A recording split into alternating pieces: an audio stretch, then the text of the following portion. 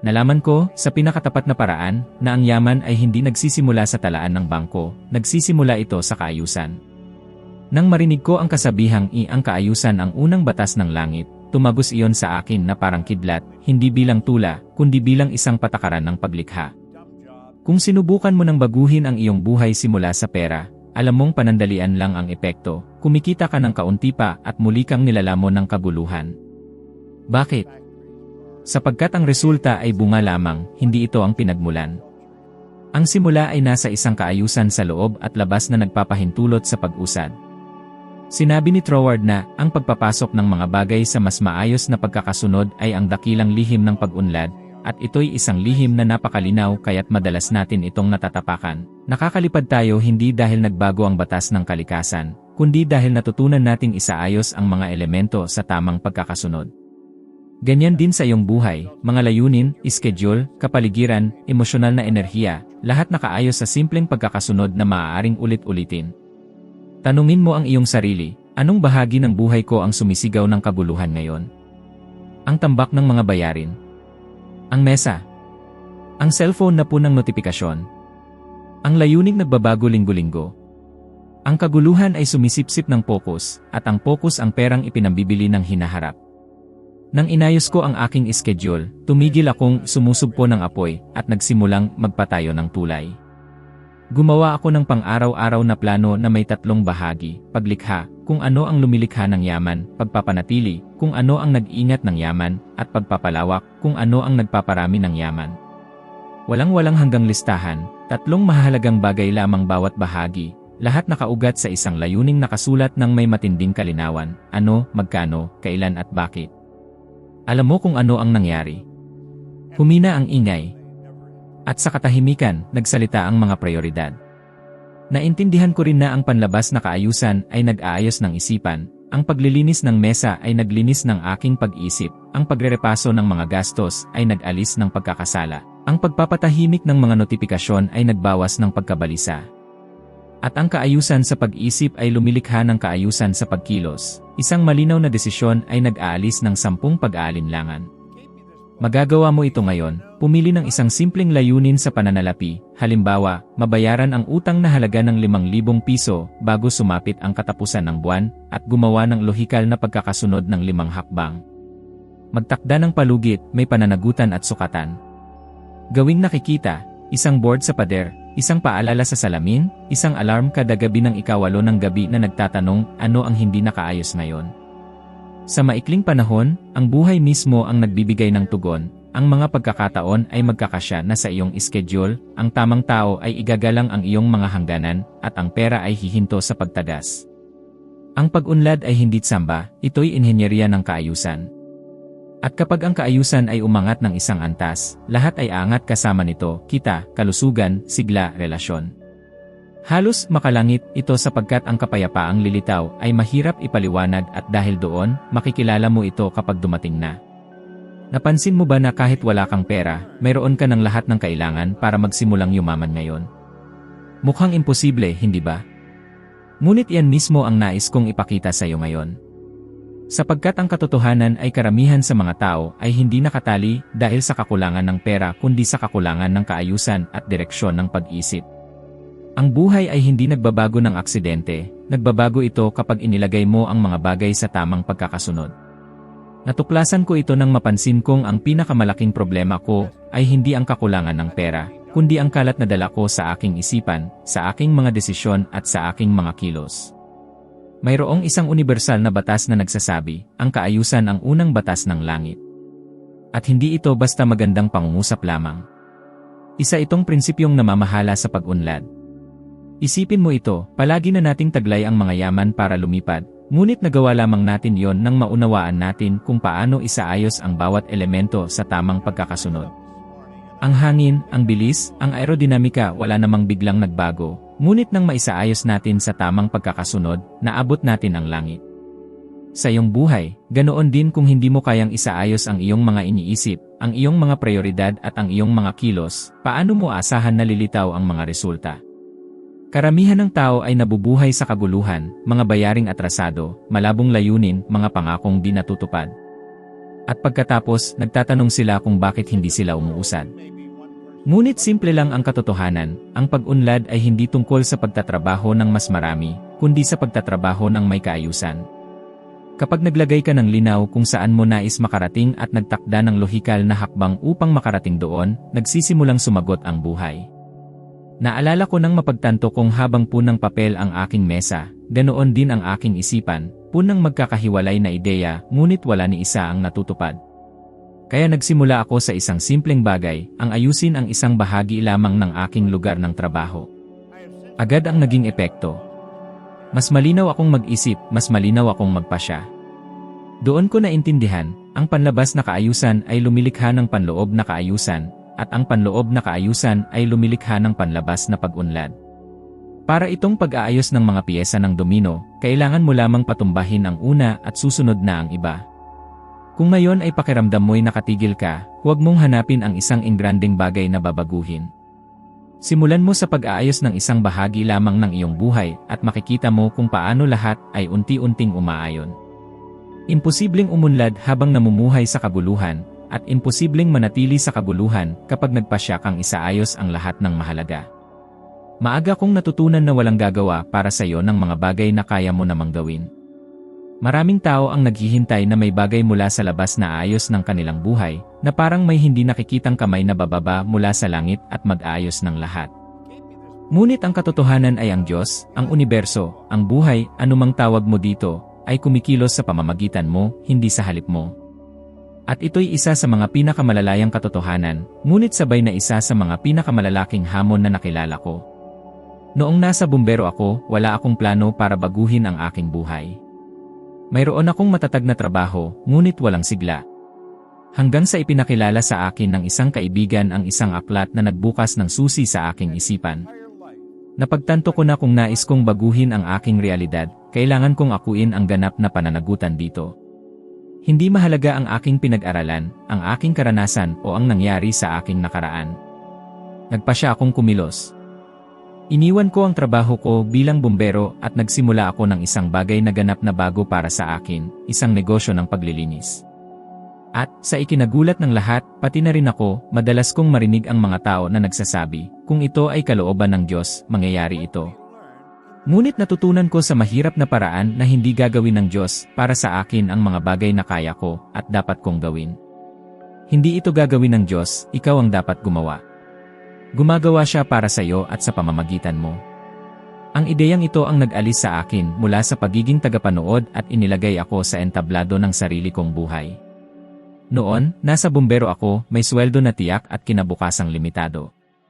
Hindi kulang ang pagsisikap, kulang ang pag-ako ng pananagutan. Isang araw, may isang libro na nagbukas ng bintana at isang desisyon na nagbukas ng pinto, aalis ako roon. Wala akong diploma, wala akong perpektong plano, wala akong kapital. Ang meron ako ay isang desisyon, at ang totoong desisyon ay lumilikha ng mga landas.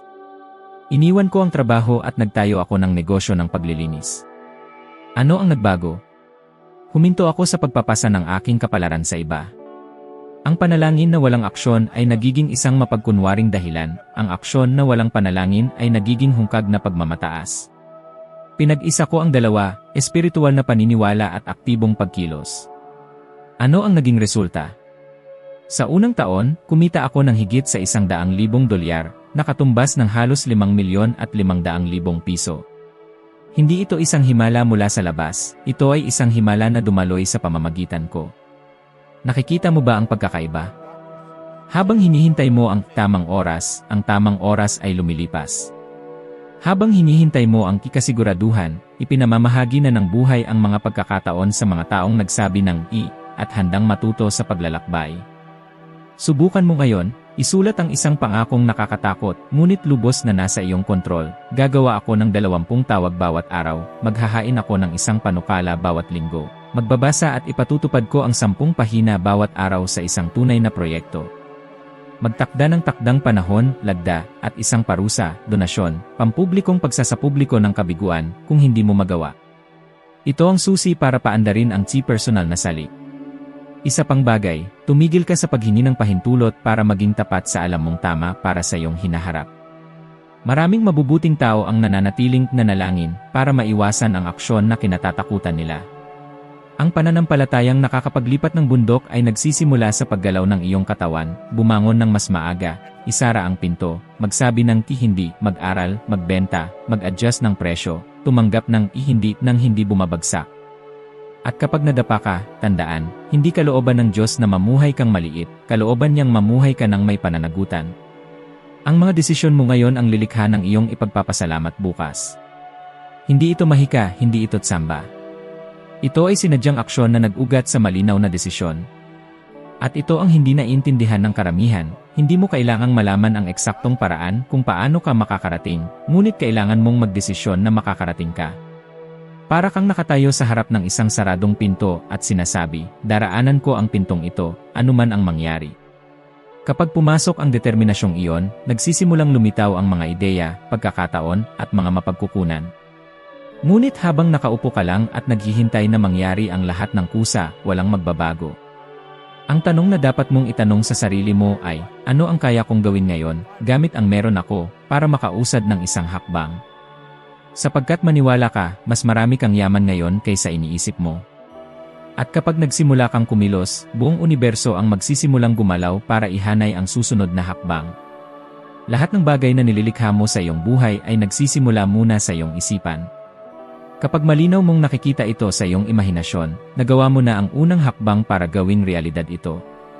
Natutunan ko ito noong ako'y baon sa utang, punang bayarin, at nagsimula akong mag-isip na may mga tseke na dumarating sa koreo.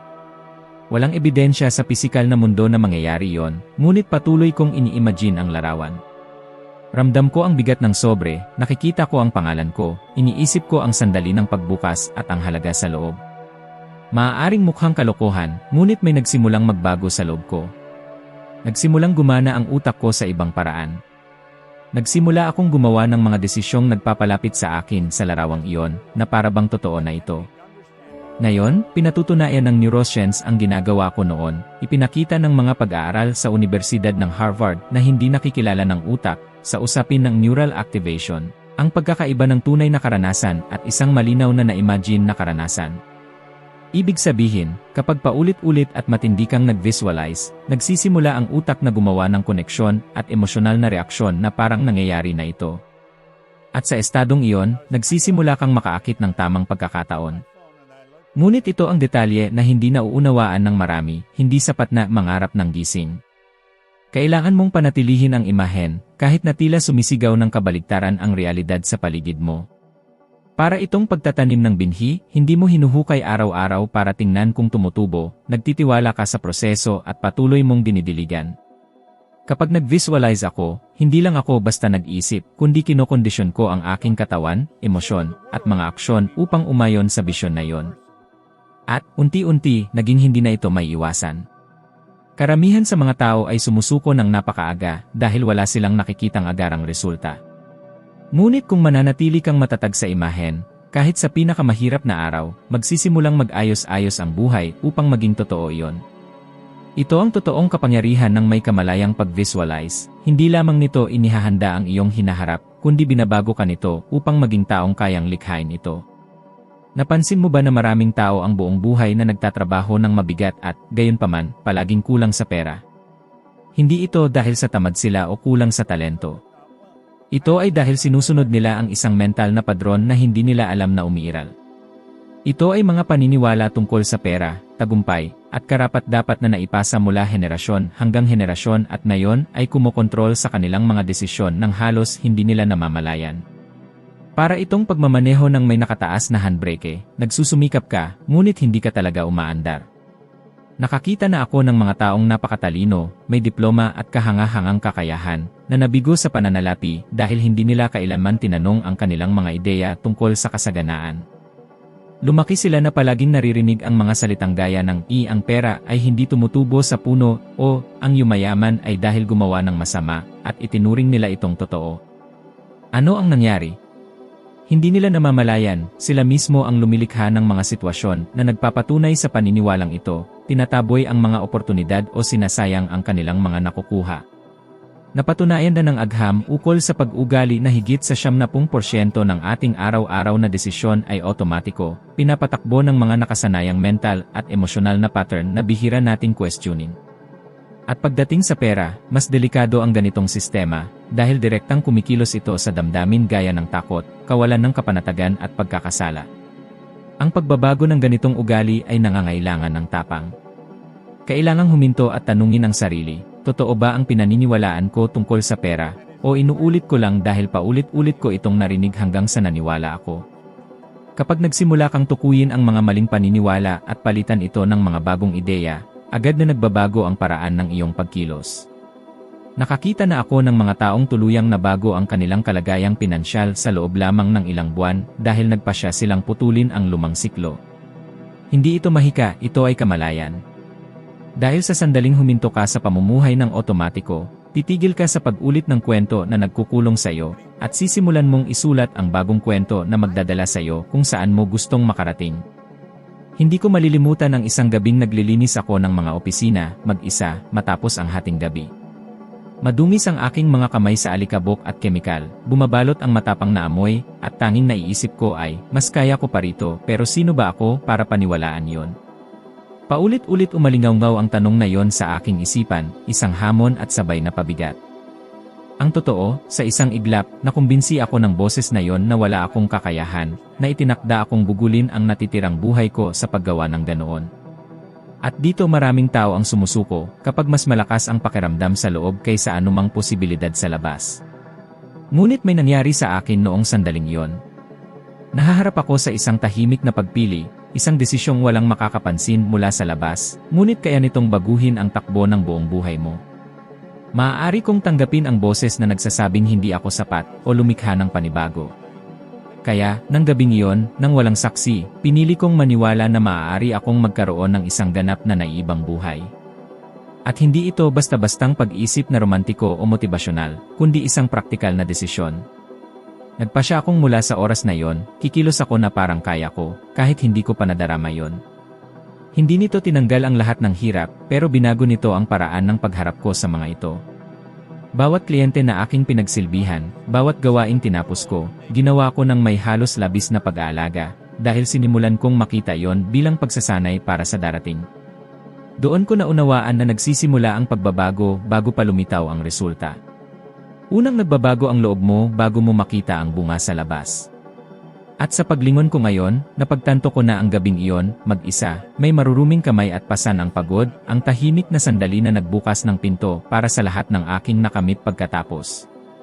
Noon, iniisip ko na may mga tseke na dumarating sa koreo, kahit wala namang lohikong dahilan para mangyari iyon. Nakikita ko ang sobre, nararamdaman ang papel, binabasa ang aking pangalan at ang halaga. Nakakatawa. Siguro. Ngunit sa kabila nito, may nababago sa aking kalooban, nagsimula akong kumilos na parang isa akong tao na talagang may dumarating na tseke. Ayon sa agham ng mental na imahe, ang utak ay gumagamit ng halos parehong koneksyon, kapag aktwal mong naranasan ang isang bagay at kapag malinaw mong ini-imagine ito, ang damdamin ang nagsisilbing semento ng pagtatayong iyon. Kaya hindi ito basta pangarap sa araw, kundi paggawa ng isang pelikula sa loob ng iyong isipan na sobrang detalyado at damdamin na naniniwala ang iyong katawan para kumilos. Gawin mo ito, araw-araw, 5 minuto, nakapikit ang mga mata, mabagal na huminga. Una, buuin ang eksena, lugar, ilaw, amoy, tunog. Ikalawa, ilagay ang patunay, isang email ng bayad, isang kliyente na nakikipagkamay sa iyo, balance sa screen, kontratang pirmado. Ikatlo, damhin ang ipagkatapos ginhawa, pasasalamat, pananagutan, hindi hungkag na saya. Ikaapat, iugnay sa isang maliit na aksyon sa loob ng 60 minuto, tawag, alok, draft. Ang tulay na ito sa pagitan ng imahinasyon at pagkilos ang lumilikha ng puwersa. Gusto mo ng konkretong halimbawa? May mga kilalang artista na gumawa ng simbolikong tseke para sa sarili nila na may halagang tila imposibleng makuha, at itinago ito sa kanilang pitaka bilang senyales ng hinaharap. Gamit iyon upang gabayan ang araw-araw na desisyon hanggang sa dumating ang pagkakataong tumugma sa halagang iyon. Hindi ito salamangka, ito ay nakatuon na pokus. At ang tuloy-tuloy na pokus ay nagpapabago ng ugali, nagsisimula kang magsabi ng hindi sa anumang hindi pasok sa pelikulang iyon. Mag-ingat sa isang karaniwang pagkakamali, ang paggamit ng biswal na imahinasyon bilang pagtaka sa realidad. Ang tunay na biswal na pag-iisip ay nagpapalakas ng iyong kakayahan sa pagtitiis ng produktibong hirap, kaya mong tiisin ang hindi, ang paghihintay, ang pag-aaral, dahil nakapunta ka na sa isip mo sa lugar na patutunguhan mo. Isa pang bitag, subukang isipin ang pera ng walang konteksto. Ang pera ay may layunin, ilagay ito, pagbabayad ng utang, pag-invest sa kaalaman, pondo ng kalayaan. At huwag kalimutan, ang imaheng walang ayos ay nagiging sanhi ng pagkadismaya. Balikan ang unang hakbang, ayusin ang iyong araw upang maging schedule ang pelikula. Kapag malinaw ang larawan at kumikilos ka na parang ikaw ang taong nasa pelikula, sisimulan kang ituring ng realidad na ganoon, lilitaw ang mga alok, lalabas ang mga koneksyon. At makikilala mo ang mga pagkakataong dati ay hindi mo makita dahil hindi ito pasok sa iyong panloob na script. Naisip mo na ba kung bakit paulit-ulit kang nauulit sa parehong siklo pagdating sa pera, kahit paulit-ulit mong sinasabi na ngayon magbabago na? Dahil 70% ng ginagawa mo tungkol sa pera ay hindi lohikong desisyon, ito ay refleksyon ng minanang paniniwala at lumang damdamin. Narinig mo na ang mga salitang marumi ang pera, ang yumayaman ay gumagawa ng mali, hindi ako karapat-dapat maningil ng mataas, at iyon ay naging di nakikitang script. Ang resulta, sinisira mo ang sariling negosasyon, ipinagpapaliban ang mga alok. Bumibili para makalimot sa sakit, iniiwasan ang mga numero. Ngunit may magandang balita, maaaring baguhin ang mga lumang paniniwala. Ganito ko ginagawa, una, magsagawa ng pagsusuri ng paniniwala. Kumuha ng papel at isulat ang lahat ng pariralang pumapasok sa isip mo kapag iniisip mong kumita ng mas malaki. Alamin ang tono nito, takot ba, pagkakasala, o hiya. Ikalawa, ang tinatawag kong panloob na paglilitis, para sa bawat paniniwala, magdala ng mga kontra-argumentong makatotohanan at makatao gaya ng maaari akong yumaman sa pamamagitan ng mas mabuting paglilingkod. Ang tubo ay palatandaan ng halagang naibigay, o ang paggalang sa aking talento ay hindi kumukuha ng anuman sa iba. Ikatlo, ritual ng pagpapalit, pumili ng isang maikling pangungusap na madaling ulitin at iugnay ito sa isang kilos. Halimbawa, kapag magpapadala ka ng alok, sabihin sa sarili, kumikilos ako ng may integridad at pinahahalagahan ko ang aking trabaho. Ika-apat, unti-unting pagharap, gawin ang maliliit na hamon na susubok sa dating paniniwala, tulad ng maningil ng tamang presyo, tumanggi sa mapagsamantalang hiling ng diskwento, o regular na tingnan ang iyong mga talaan linggo-linggo. Maging maingat din sa paligid, kaayusan ay humihikayat ng kaayusan, samantalang kaguluhan ay nagpapalakas ng kaguluhan. May mga kilalang tao na yumaman ng husto, ngunit bumagsak pa rin sa pananalapi, hindi dahil sa kakulangan ng talento, kundi dahil sa magulong mga gawi sa pagpapasya, paggastos, at impluensya. Hindi sobra ang pera ang problema, kulang ang kamalayan. Para mabago ang laro, gumawa ka ng kasunduan sa iyong sarili. Bawat kita ay dapat may patutunguhan, bahagi para sa proteksyon, pagpapanatili at pagpapalago. Bawat gastos ay may dahilan at may pananagutan, at bawat buwan ay may pagtatapos na may kasamang aral. Tandaan ang aral, ang paglalagay ng mga bagay sa mas maayos na kaayusan ang tunay na lihim ng pag-unlad. Ang kaayusan dito ay nangangahulugang malinaw na mga tala, emosyon na nasa tamang lugar, at desisyong may matibay na batayan. Hindi mo mababasag ang lumang gawi gamit lamang ang minsanang lakas ng loob, mababasag mo ito sa pamamagitan ng paulit-ulit na estruktura hanggang sa maging otomatiko na ang bago. Kapag dumating ang araw na mas madali na para sa iyo ang tanggihan ang biglaang paggastos kaysa bumigay dito, malalaman mong nagbago na ang kwento. Kung talagang nais mong baguhin ang iyong buhay, huwag kang maghintay ng malaking pagkakataon o ng perpektong sandali, sapagkat hindi ito darating ayon sa iniisip mo. Simulan mo ngayon gamit ang kung ano ang nasa kamay mo. Pumili ka ng isang aspeto ng iyong buhay na magulo at ayusin ito. Maaaring ito ay simpleng bagay, tulad ng pag-aayos ng iyong personal na pananalapi, paggawa ng pang-araw-araw na schedule, o pag-aayos ng iyong lamesa sa trabaho. Ang pagbabagong nais mong makita sa hinaharap ay nagsisimula sa maliliit na tagumpay na yon. Kamangha-mangha kung paanong kapag inayos mo ang isang bahagi ng iyong buhay, tila pati ang lahat sa paligid mo ay sumusunod at umaayon. Parang nauunawaan ng universo na handa ka nang tumanggap ng higit pa dahil mahusay mong inaalagaan ang mayroon ka na. Madalas isipin ng mga tao na kailangan nila ng kabuuang pagbabago, at sa kaisipang ito sila'y natitigilan sapagkat hindi nila alam kung saan magsisimula. Ngunit kabaligtaran nito, nasa maliliit na bagay at sa disiplina ng pagpapanatili ng isang simpleng pangako ang lakas para sa mas malalaking pagbabago. May nais akong ihandog na hamon, sa loob ng susunod na 7 araw, pumili ka ng isang bahagi ng iyong buhay na sa tingin mo ay humahadlang sa iyong pag-unlad at italaga ang iyong sarili na ayusin ito ng lubusan. Hindi mahalaga kung gaano ito kaliit, ang mahalaga ay matapos mo ang siklo na ito. Sa pagtatapos ng 7 araw, mapapansin mo ang isang makapangyarihang bagay, ang tila maliit na hakbang ay magbubukas ng pinto para sa mga bagong ideya, bagong pagkakataon, at bagong tao na darating sa iyong buhay. Hindi lamang ito isang praktikal na gawain, ito ay isang pagsasanay para sa iyong isipan. Dahil kung kaya mong magdala ng kaayusan sa isang partikular na punto, kaya mo itong ulitin sa lahat ng iyong ginagawa. At ganito mo mabubuo ang yaman, kalayaan, at bagong pamantayan ng pamumuhay, nagsisimula sa isang simpleng hakbang na may buong paninindigan.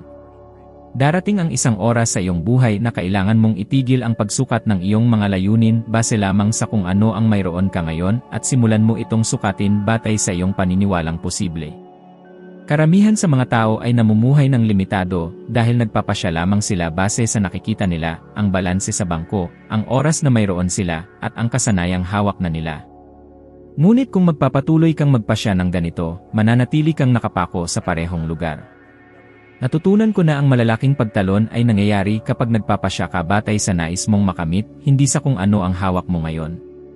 Naalala ko noong inalok ako ng isang pagkakataon para sa pamumuhunan noong simula ng aking paglalakbay. Wala akong perang hawak noon at sa totoo lang, wala akong ideya kung saan ko ito makukuha. Ngunit alam kong kapag tinanggap ko ito, mapipilitan akong kumilos sa paraang hindi ko pa nagagawa noon.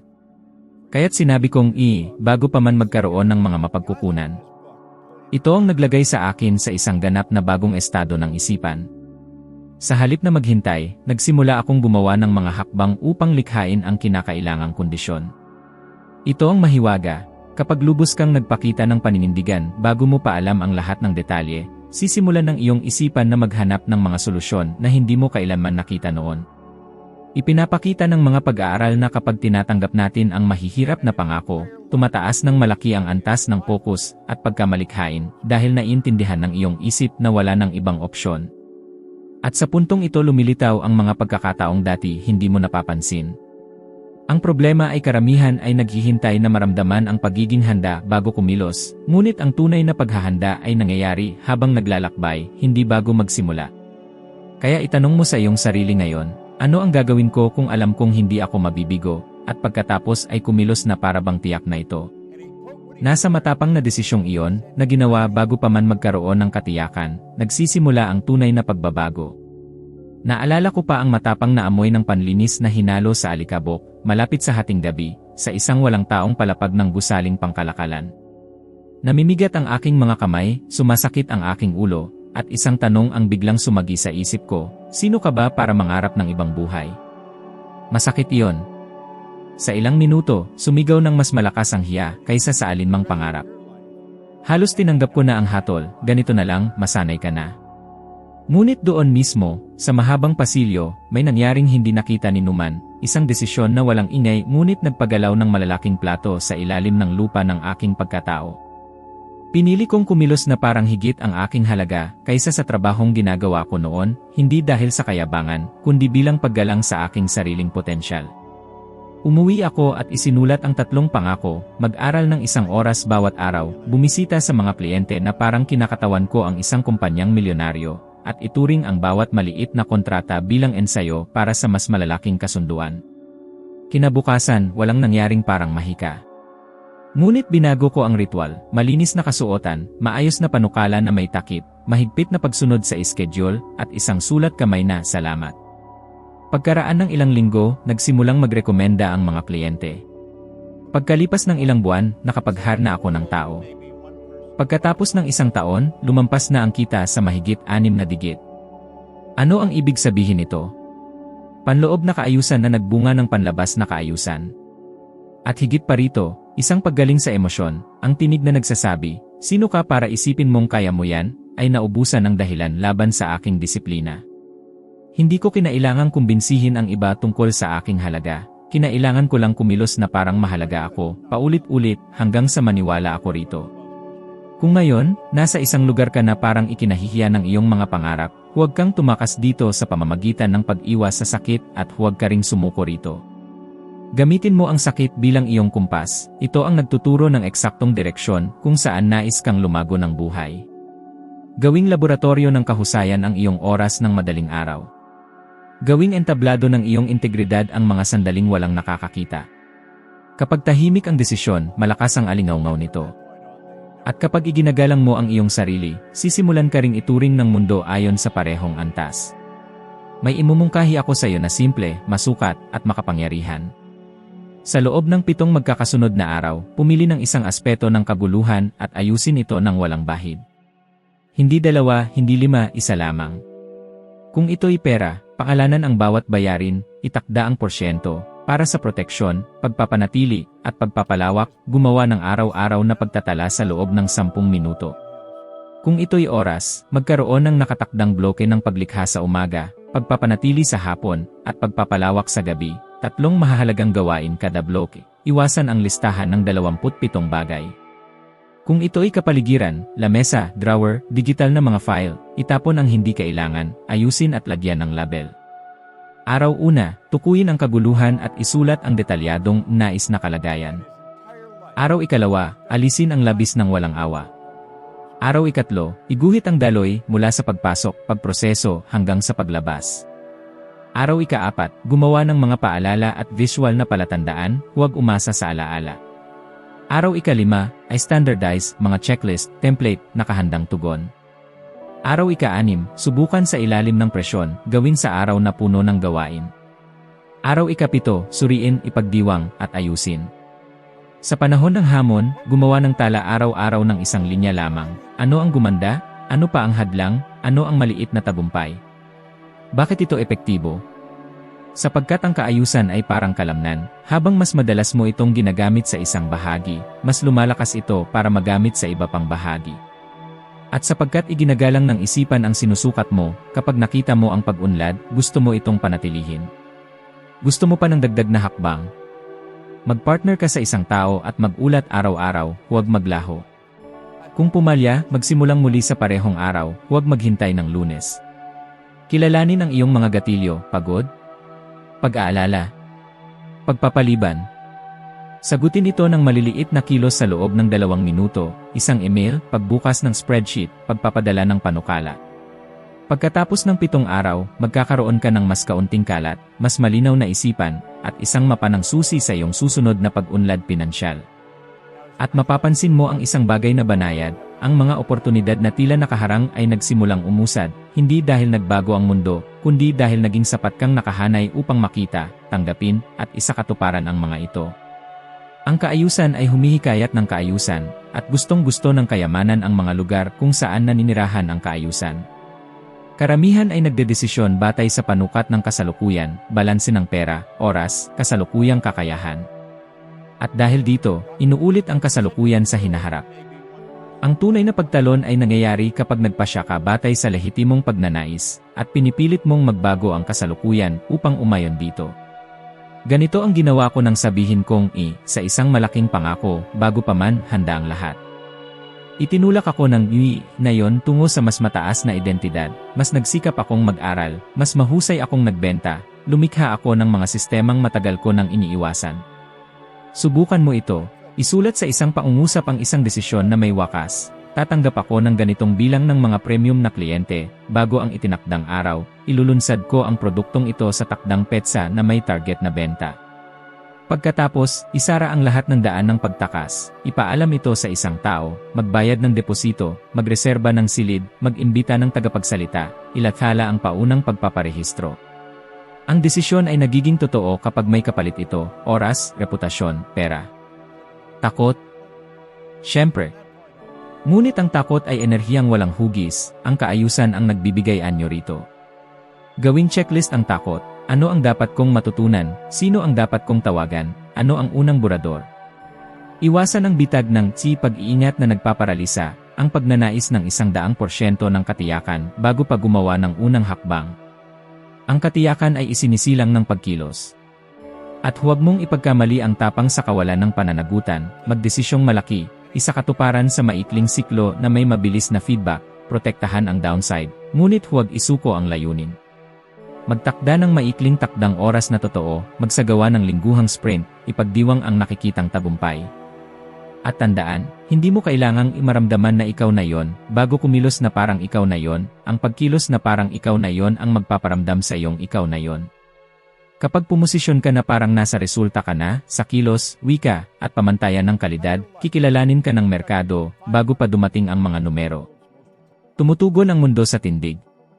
Ang pagpili ng gusto mo ay parang pagpirma ng kontrata sa pinakamataas na bersyon ng iyong sarili at pagtanggap ng tungkulin na igalang ito araw-araw. Ganito, biglang nagbabago ang buhay para sa mga matagal ng tahimik na nagbabago. Ang mahalaga rito ay maunawaan na ang tunay na lakas ay nasa kakayahan mong magpasya at kumilos ng may pagpupunyagi at talino. Ang kombinasyong ito ang magtutulak sa iyo lampas sa mga hadlang na ngayoy tila imposibleng malampasan. Ito ang landas para gawing konkreto ang iyong mga pangarap, buksan ang mga pintuang dati tila nakasara, at buuin ang isang paglalakbay na may saysay tungo sa tagumpay. Ngayon, handa ka nang gawin ang isa pang hakbang sa paglalakbay na ito ng personal na pag-unlad. Nasa tabi mo na ang susunod na video, isang bagong pagkakataon upang palawakin ang iyong kaalaman at sumulong patungo sa isang mas mahusay na bersyon ng iyong sarili, kahit pa 1% lamang sa bawat pagkakataon. Sulitin ang sandaling ito. Ako'y lubos na nagpapasalamat sa iyong oras at sa iyong dedikasyon sa sariling pag-unlad. Magkikita tayo sa susunod na video.